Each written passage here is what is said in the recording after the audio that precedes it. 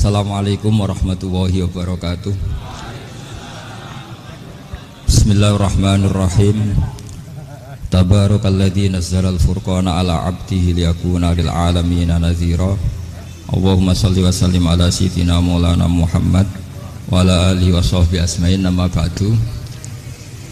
Semua pengurus PBNU yang saya hormati, semua habaib, semua ulama yang saya hormati, wabil khusus Kiai Haji Abdul Manan, Ketua Lembaga Dakwah PBNU, yang meskipun mondoknya hanya 3 bulan ini sebetulnya problem, sehingga saya kesini ini sebetulnya tidak pernah merasa ibadah. Ini bukan dakwah, ini show dakwah.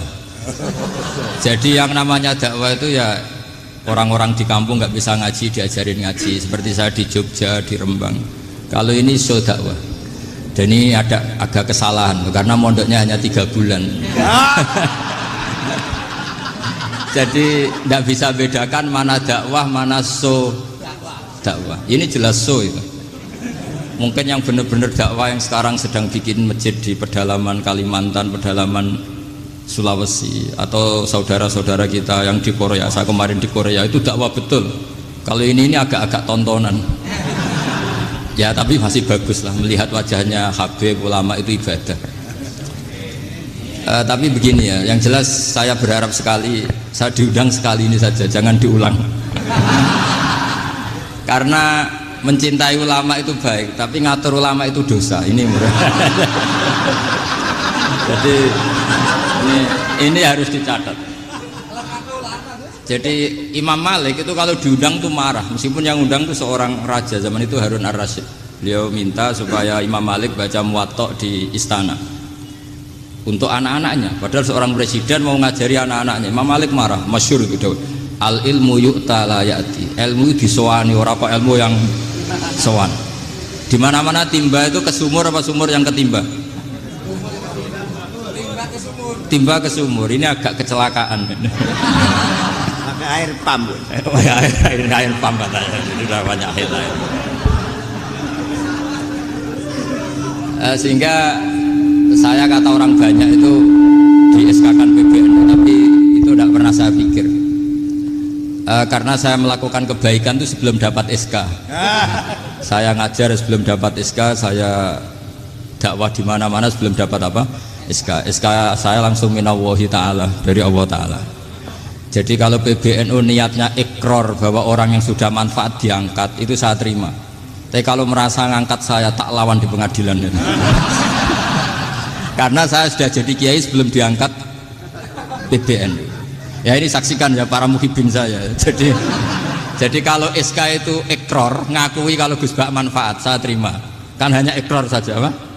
Tapi kalau merasa ngangkat dari bawah ke atas, itu tak lawan sampai apa? Pengadilan, sampai di akhirat. Tersangkanya ya yang sedang jabat sekarang itu.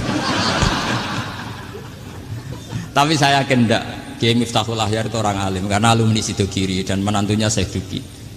Di antara gurunya itu pernah mbah mertua saya, karena istri saya orang Sidogiri. Beliau juga besanan sama keluarga Lasem, saya ini Durriyah Lasem. Pak Said Akil juga orang alim, mbah-mbahnya juga orang alim. Baru kemarin nyocokkan nasab sama saya. Buyut-buyutnya beliau itu adik buyut saya, pernah cocokkan sama saya. Gus, saya sama saya tua mana? Tua saya, buyut kamu adik buyut saya, kata saya gitu. Tapi saya tetap hormat sama beliau karena ya pernah sepuh, umurnya setidaknya.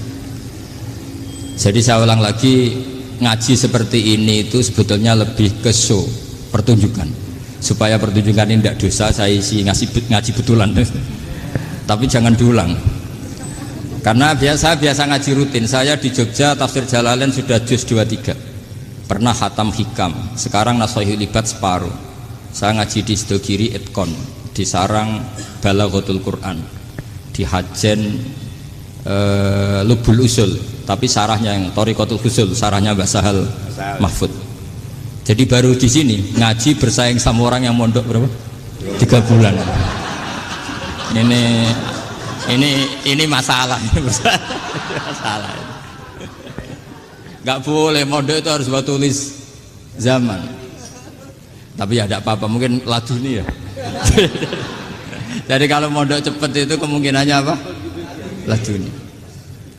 Begini, tapi saya tertarik apa yang dikatakan Kiai Haji Abdul Manan tadi menyangkut kalimat tauhid. Saya ngaji di mana-mana bilang, kalau ngaji itu yang tahqiq itu detail. Detail itu bahasa Arabnya tahqiq. Jadi kita misalnya berpikir secara jernih, orang yang kafir 70 tahun itu pasti menjadi muslim karena melafadzkan la ilaha illallah. Dan itu bi ijma'il ulama. Semua ulama mengatakan demikian. Saya ulang lagi, itu bi ijma'il ulama. Karena mansus di Quran ada ayat qulil ladzina kafaru iyantahu yughfar lahum ma qad salaf. Kalau orang yang kafir 70 tahun bisa dihilangkan kekafirannya hanya dengan kalimat la ilaha illallah Muhammadur Rasulullah. Berarti kalimat ini statusnya apa? Penghilang kekafiran, apa? Penghilang kekafiran. Lalu ada kelompok yang mengatakan gara-gara kalimat la ilaha illallah dan pegang patok nisan itu orang menjadi kafir. Ini kan jadi paradok. Lafat yang kita statuskan sebagai penghilang kekafiran dengan lafat yang sama orang menjadi kafir. Itu nggak ketemu nalar. Mbok nalar paling apapun tetap nggak ketemu. Kecuali tadi ya dalilnya pokoknya ngotot tadi. Itu memang kacau itu. Tapi alhamdulillah mereka insya Allah ya sadar. Kamu jangan bayangkan mereka tidak sadar terus, berarti kamu doanya jelek. Bisa saja mereka sudah ingin sadar, berhubung digojlok ini terus nggak jadi sadar. Jadi jangan-jangan salah kita karena sering gojlok sehingga yang mau sadar jadi tidak apa? Nggak sadar. Saya tadi jam 10 sampai setengah 2 masih ngajar di pondok saya ngajar tafsir. Masih di Rembang sana saya. Terus saya ke Semarang, Delalah Muyassar. Ya mungkin agak-agak keramat, jadi tetap jam 3:4 saya bisa ketemu Habib Umar Hafid. Saya beberapa menit ya diskusi tentang manhaj beliau. Dan kebetulan saya sering belajar kitab beliau sama alumni-alumni Darul Mustafa. Meskipun saya tidak pernah ke sana, tapi saya tahu betul mazhab beliau. Karena al-arwah junudun apa? Mujannada. Begini, saya sering dingendikani Mbah Mun, politik tidak jelas itu bagian dari kejelasan. Ini yang perlu dicatat. Jadi politik tidak jelas itu bagian dari apa? Kejelasan.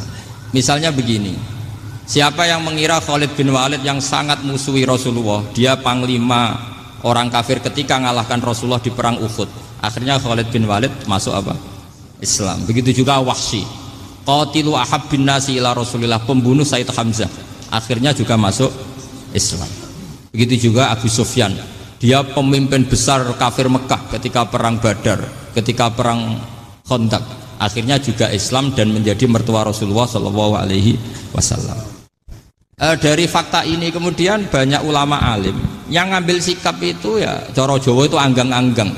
Anggang-anggang itu nggak tegas, tapi nggak tegas dari rumusan ilmu yang detail. Saya ulang lagi, nggak tegas tapi dari rumusan ilmu yang apa? Detail. Bisa saja orang yang sekarang kafir suatu saat mukmin atau muslim. Bisa saja yang sekarang sedang fasik suatu saat soleh. Bisa saja yang mondok 3 bulan rois PBNU. Sementara yang mondok lama kadang KRT. Tapi itu hanya hukum duniawi. Saya yakin yang KRT ini PBNU di akhirat. Karena mondoknya lebih apa? Lama. Itu tak jamin. Saya juga berencana mimpin itu di akhirat saja, bukan di dunia. Makanya saya mohon SK itu berakhir muktamar mendatang. Karena saya sudah kiai sebelum diangkat. Makanya saya ulang-ulang, kalau pengangkatan itu niatnya ikrar, saya terima. Tapi kalau niatnya ngangkat, tak gugat di pengadilan. Ini tidak guyon, ini betulan itu. Ya, tapi ini hanya guyon saja. Nah ini penting saya utarakan teori ngaji ya. Ini saya bacakan naskah asli Sayyid Umar Hafid supaya Anda dapat barokah beliau. Karena beliau selain alim allamah, muridnya Habib Salim, juga beliau pernah ngaji kutub Sayyid Abdul Qadir Segaf di Jeddah. Juga beliau sering istifadah di beberapa kiai. Ini saya baca teks Arabnya kemudian saya terjemah. Bagi yang tidak setuju pemaknanya bisa gugat, karena saya baca Arabnya. Yang nggak setuju pemaknanya bisa gugat, tapi tak jamin kalah karena saya paham betul teksnya maknanya seperti itu. Logikanya tadi ya, ketika Rasulullah ngambil sikap tegas kepada Qatilu Hamzah yaitu Wahsy, dan ketika Rasulullah ngambil sikap tegas pada orang-orang yang mengalahkan beliau di perang Uhud, kaifa yuflihu qaumun fa'alu bi anbiya'ihim hakadha, bagaimana mereka jadi orang benar atau orang yang dapat kebahagiaan kalau mereka perlakuannya seperti Nabi seperti ini, yaitu Nabi sujawajjuh masyhur wa kusirat ruba, yaitu Nabi itu wajahnya terluka, gigi serinya tanggal. Orang-orang seperti ini tuh nggak akan bejo kalau orang Jawa, nggak akan falah. Tapi apa yang terjadi? Allah menurunkan ayat laisa laka minal amri syai'un aw yatuba 'alaihim aw yu'adzibahum. Muhammad itu bukan wilayah kamu ngecap orang, menstigmasi orang itu tidak wilayah kamu. Saya bisa saja mengampuni mereka atau menyiksa saya itu atau menyiksa mereka itu wilayah saya, kata Allah. Saya bisa saja mengampuni mereka atau menyiksa mereka itu wilayah saya. Sehingga akhirnya apa? Rasulullah tidak ngambil sikap yang mungkin orang lain mengatakan itu tidak tegas. Tapi itu kearifan. Betul, akhirnya Wahsy malah masuk Islam. Khalid bin Walid panglimanya juga masuk Islam. Dan beberapa orang kafir juga masuk Islam, termasuk mimbenihim, ketuanya yaitu Abu Sufyan. Ini penting saya utarakan. Makanya ini saya baca pembenaran dari konstruksi pikiran tadi. Nah ini supaya khas. Ini khasnya orang mondok 10 tahun nih. Jadi ini tak baca ini. Nah, biar jelas ini nanti tagnya persis ya, tidak saya rubah. Ini di kitabnya Habib Umar Hafid, namanya itu Taujihun Nabi Limardoti Bari. Kalau diterjemah ya mengarahkan orang yang sadar. Nabi itu orang yang sadar ya, sampai ini termasuk orang yang sadar. Limardoti Robbi, menuju mendapat ridho Tuhan atau Allah Subhanahu wa Ta'ala. Saya baca tagnya ini di halaman 179. Ini tidak ada yang saya rubah, tidak saya kurangi. Bismillahirrahmanirrahim. Fala buddha an wattina qulubana ala annana khodamatu ahli hadal qaul wa yattali'u wa min qulubina annana na'taqidu imkaniyata ayyasfa fi ahadina yaumal qiyamati man huwal ana kafirun yuslimu faya'lu sya'nu indal haqqi fayakunu sababan li kholasika fil qiyamah yumkinu dzalik. Jadi kita para dai, para kiai itu adalah khodamatu hadal kaun. Kita ini adalah pelayan alam raya ini yang selalu berharap alam ini akan lebih baik. Orang yang sekarang sedang kafir bisa saja nanti yang nyafaati kamu di akhirat, yaitu mereka masuk Islam lalu Islamnya lebih serius, akhirnya punya hak syafaat. Sementara kamu Islam mulai kecil tapi biasa-biasa saja seperti ini, mulai dulu ngaji terus sama Ki Abdul Manan, nggak pernah yang ngisi ngaji, itu artinya nggak ada perkembangan. Makanya saya nggak ingin ngaji lagi karena saya ingin perkembangan Anda nanti tukang mengisi, bukan yang diisi. Kalau saya nanti ngaji lagi di sini, artinya Anda kalau tetap mendengarkan itu tidak ada perkembangan. Pantas saja semulang Gus Bahak sampean sing ngaji. Sekali-kali ada perkembangan, saya ngaji sampean yang mulang, itu bagus itu. Meskipun itu perkembangan yang menyesatkan.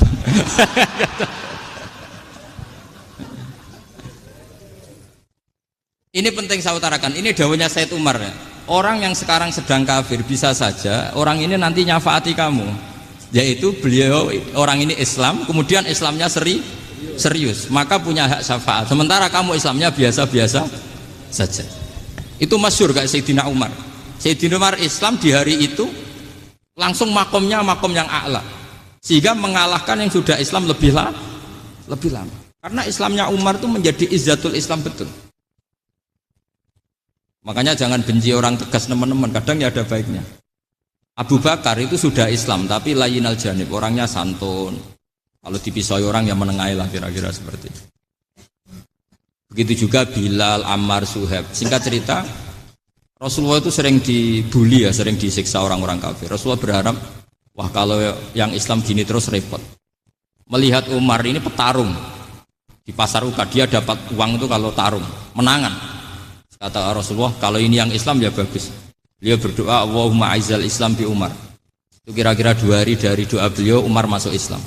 Itu pertama masuk Islam itu orang-orang kafir diparani. Kalau kamu ganggu Rasulullah Muhammad tak bunuh. Semenjak itu orang kafir yang gentenan sembunyi. Sehingga kata para mereka yang Islam selalu jaya mut aslama Umar ketika Umar masuk Islam. Itu dalam satu hari Islam itu Rasulullah sudah ngendikan Umar yang Islam sehari ini imannya kalau ditimbang separuh ahli dunia masih unggul sama Islamnya Umar.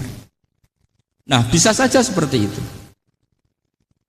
Jadi saya minta sama teman-teman yang mencintai ilmu, tidak tegas itu bagian dari ketegasan dalam ilmiah. Karena kita ini tidak mengendalikan dunia, tidak mengendalikan hidayat, hanya Allah piyambak yang ngasih apa? Hidayat. Maka sikap kita laisalaka minal amri syai'un aw yatuba alaihim aw yu'adzibahum. Rasulullah yang ahabbul khalqi ilallah saja tidak boleh tegas karena semuanya potensi itu ada. Cuma kita tegas dalam kebenaran saja, tapi nggak perlu tegas dalam mengawal kebenaran. Kenapa demikian? Karena Islam ini agama yang akan dijaga Allah ila yaumil.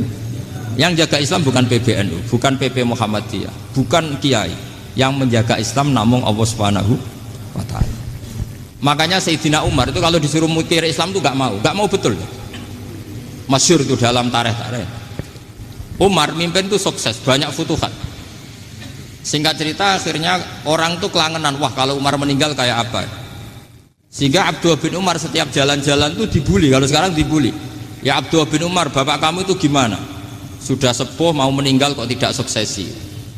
Kalau saja ada orang penggembala kemudian meninggalkan kambingnya di hutan, kamu anggap orang yang mudoyik enggak, menyia-nyiakan kambing itu enggak? Ya iya, kata Abdul bin Umar.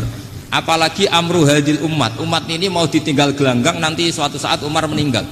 Mbok ya suksesi supaya jelas. Logika itu diaturkan ke Umar radhiyallahu anhu, ke Sayyidina Umar.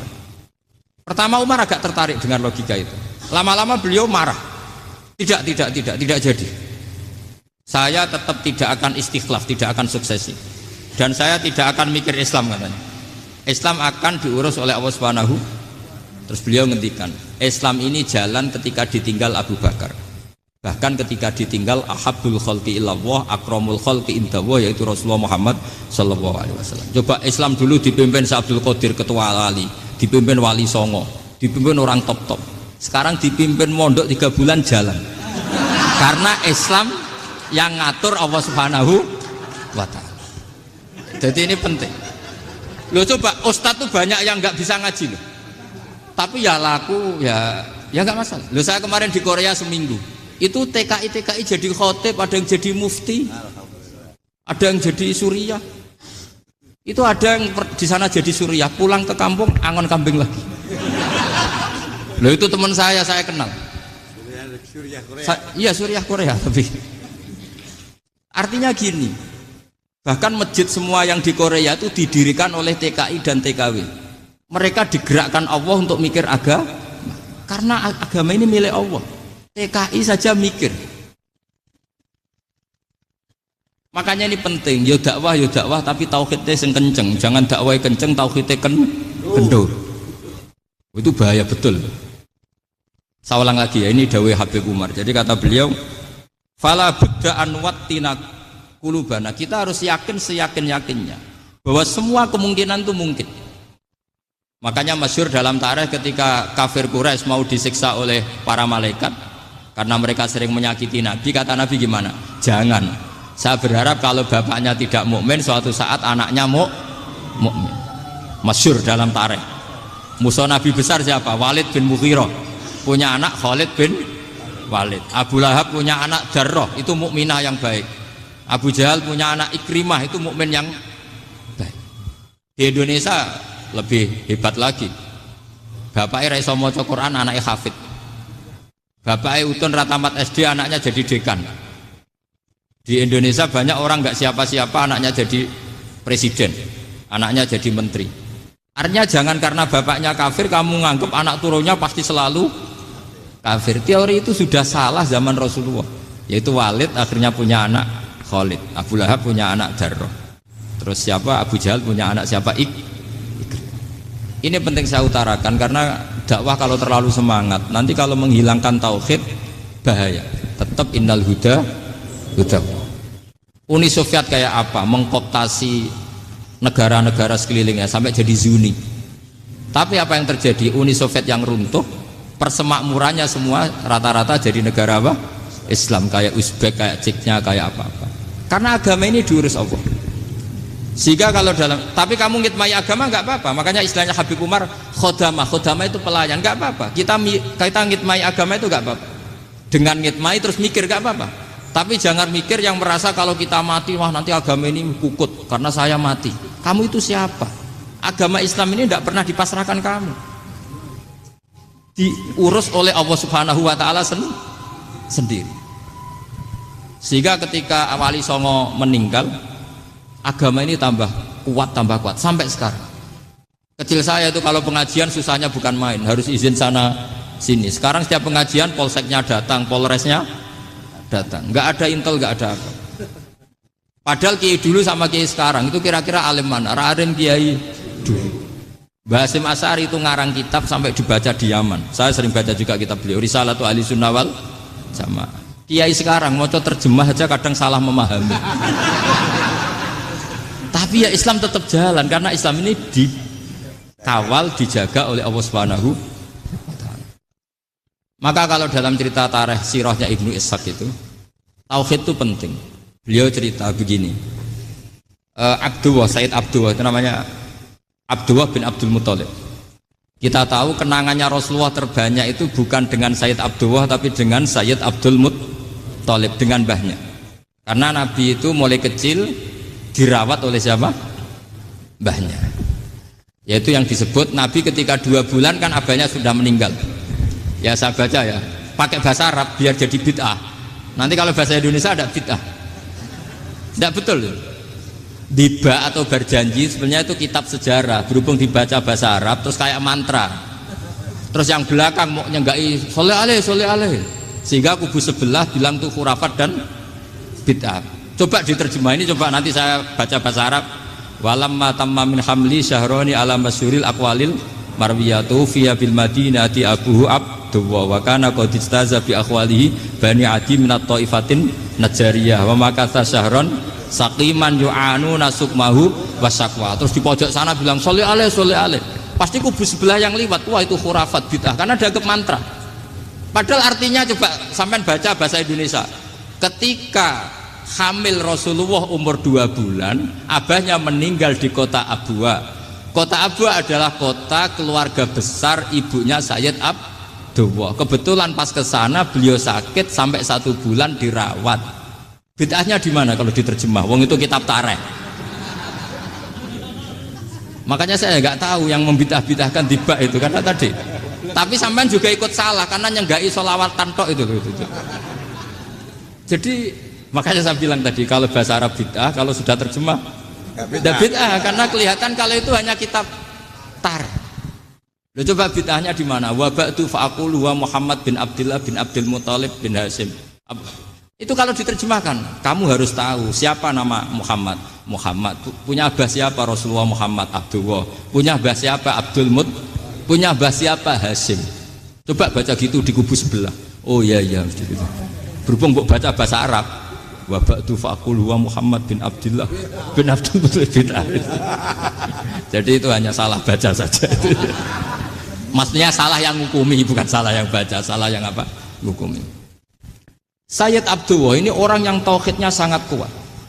Sayyid Abdul Muthalib lebih kuat lagi. Saya cerita sedikit betapa pentingnya tauhid. Ketika pasukan Abraha bawa pasukan gajah mau menyerang apa? Ka'bah. Itu sebelum menyerang itu semua aset-aset milik orang kafir Quraisy, milik orang Quraisy lah. Itu ditawan, diambil. Termasuk milik Sayyid Abdul Muthalib, milik Abdul Muthalib. Terus ketika mau masuk Ka'bah, mau masuk Mekah, kata Abraha, man sayyidu hadal wadi, siapa yang kamu tuakan, yang kamu pertuan di sini? Oh, Abdul Muthalib. Abdul Muthalib itu dipanggil, itu auranya luar biasa. Abraha yang di tempat perkemahannya itu harus duduk di atas karena dia raja, itu duduk di atas gak berani. Saking wibawanya Abdul Muthalib, ini mbahnya Rasulullah.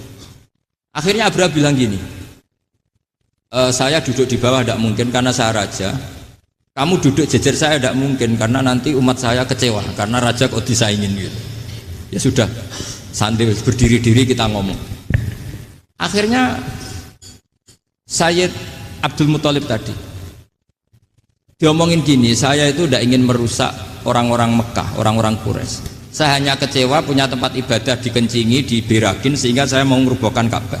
Tapi dengan damai, nggak ada perang. Apa jawabnya Abdul Muthalib? Lucu. Nggak apa-apa, Ka'bah kamu robohkan silakan, nggak apa-apa. Yang penting unta saya yang kamu sita kembalikan. Harta saya yang 100 unta kamu sita kamu kembalikan. Itu Abraha kagetnya bukan main. Kaget karena kamu itu pemimpin apa? Tadi saya hormat kamu karena kamu tak anggap orang hebat. Hadhil Ka'bah dinu abaika. Ini Ka'bah itu agama kamu. Pas saya hancurkan kok kamu tenang-tenang saja.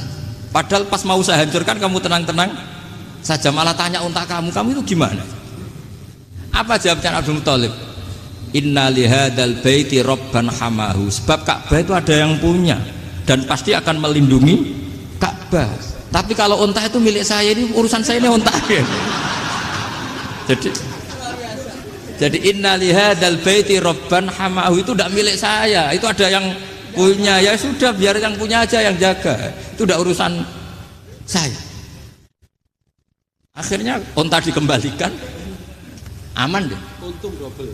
Terus akhirnya dia ke Ka'bah, fa'akhudha bi halaqatil bab, karena dulu apa itu halaqatil bab, karena dulu itu yang dipakai apa itu pegangan itu bentuknya apa, bulat, makanya diistilahkan halaqah apa, bulat. Kalau sekarang halaqah ilmiah itu seminar, bulat. Halaqah itu buruhi lain lagi. Ya. Pegang terus bilang gini, kata Abdul Muthalib, ya Allah, Ka'bah ini mau dihancurkan oleh Abraha, Ka'bah ini milik kamu.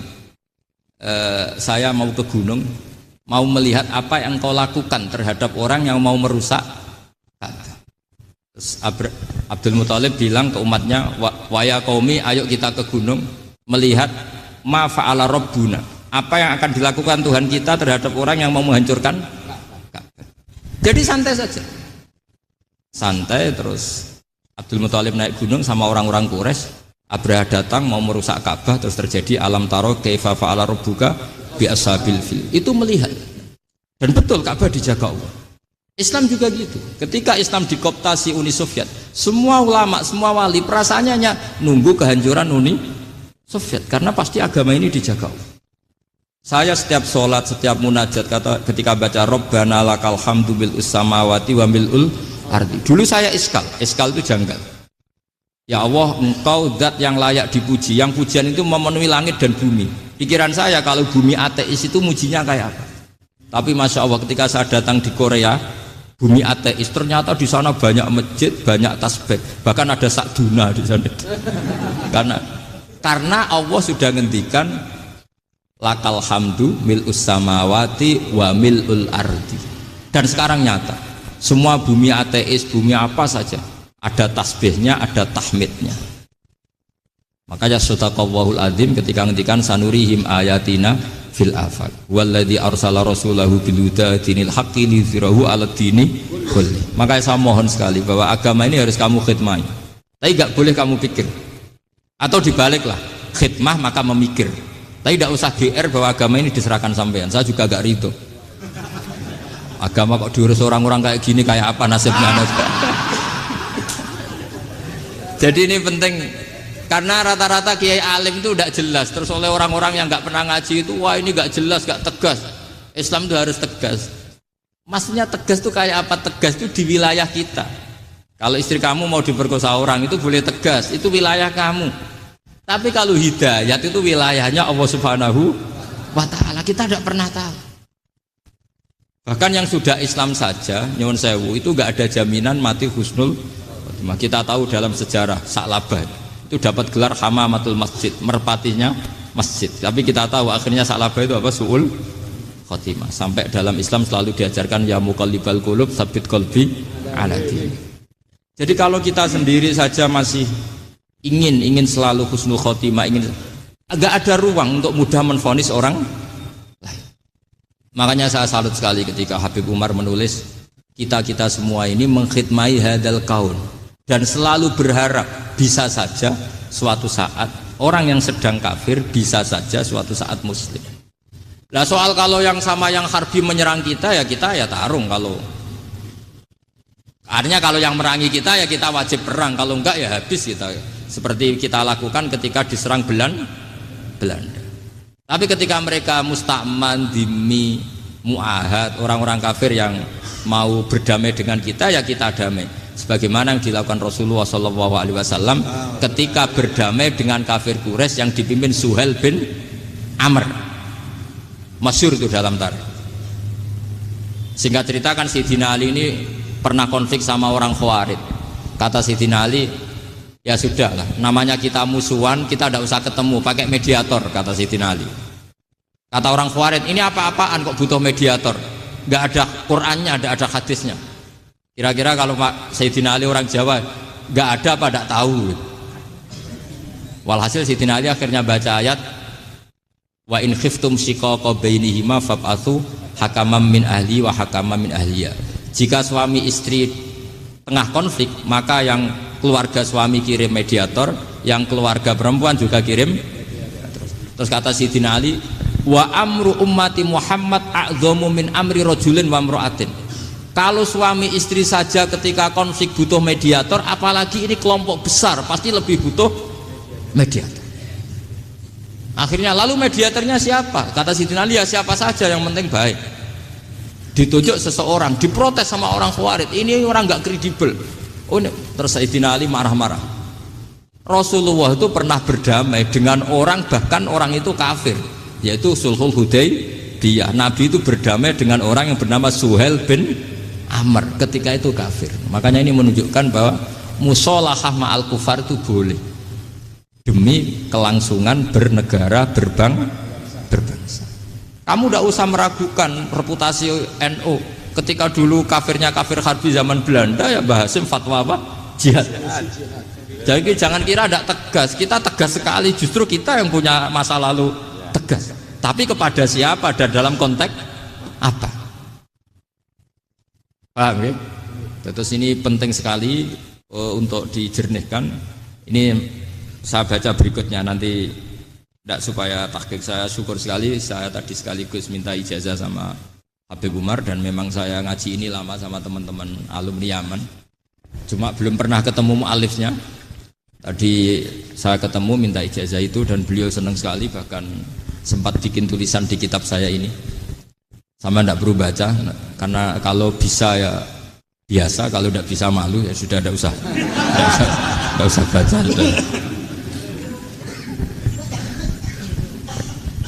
Terus ini kata beliau, ini masih saya teruskan. Nahnu min hadhil intilaqah naktasibu thabatana wa quwwata yaqinina. Wa illa fa fil ardi mu'aridun wa muntaqidun wa mukhalifun min akhyarin wa asrorin, solihin wa fasikin, muslimin wa kuffar. Kalau kamu punya satu metode ilmiah, metode dakwah, kamu harus siap, karena pasti ada yang menentang. Yang menentang itu ya mulai orang soleh, tidak soleh, orang macam-macam. Jadi kalau sudah punya manhaj, memang dari awal harus siap apa? Ditentang. Jadi misalnya PBNU punya kebijakan apa, ya sudah siap saja dibully. Itu pasti itu, karena nggak ada manusia semua suka, semua benci. Kata beliau, anta in kunta fi syakkin min hadzal maslak wal manhaj fattabi man syi'ta wasaha angka ghaniyah wa in kunta ala yaqinin annahu al huda wa mirasun nubuwah wa annahu haqiqatu tarjamatil ahdi ma'rab fala tata'atsar min kalami ahadin yakunu mangkana. Jadi intinya kita mengawal Islam secara rahmatan lil alamin itu justru kita berharap menjadi simpatik dan menjadikan mereka menjadi Islam. Jangan ketika simpatik dianggap gak tegas. Saya masih ingat betul dawuh Mbah Mun, hak sekseni, kata beliau. Saya masih ingat kalimatnya, sekseni. Aku ra tegas itu berdasar ayat laisa laka minal amri syai'un aw yatuba alaihim aw yu'adzibahum. Karena potensi sosial itu bisa rubah. Orang yang sekarang kawan kamu bisa saja suatu saat jadi musuh. Yang sekarang musuh kamu bisa saja suatu saat jadi kawan. Terus kamu ngambil sikap tegas dalam sesuatu yang nggak stabil seperti ini, lalu tegas itu kan nggak pada tempatnya. Makanya yang seperti ini kata Allah pakai asa itu menawa-menawa. Asa wahu ayyaj'ala bainakum wa bainal ladzina ataitum minhum mawaddah. Bisa saja orang yang sekarang musuhan dengan kamu suatu saat dijadikan mawaddah. Kamu udah mawaddah itu saling mengasihi. Kamu udah usah tanya, wallahu qadir, kata Allah, karena Allah mampu. Jadi dalam hukum-hukum sosial Allah seringnya bilang apa? asa. Misalnya wa asa an takrahu syai'an wa huwa khairul lakum wa asa an tuhibbu syai'an wa huwa syarrul lakum. Karena masalah sosial ini semuanya